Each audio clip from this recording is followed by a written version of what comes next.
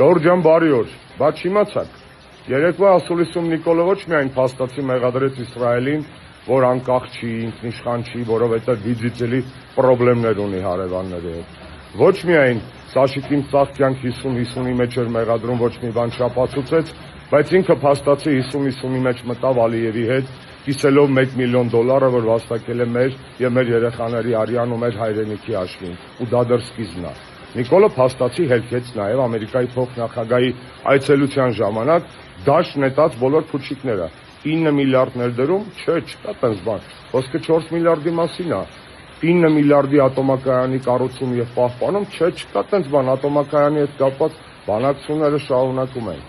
Ու այդպիսի շարքով նա հասավ մի նոր զավեշտի, մեղադրելով եկեղեցուն եւ հայ բարերարներին մեծարուստ, որի փր մայրաթոռը ուզում են տեղափոխեն Հայաստանից դուրս եւ այստեղից տանեն նաեւ հայ եկեղեցու գանձերը։ Ու դա ասում է մի մարդ, ում պատճառով հայ առաքելական եկեղեցին Արցախում կորցրել է 100 միլիոնավոր դոլարների ունեցվածք։ Եկեղեցիների, բանկերի, մշակութային արժեքների տեսքով, էլ չասեմ, որ կային մասունքներ, որոնք պարզապես անգին են։ Օրինակ Հովհաննես Մկրտչի գլուխը, որ թաղված է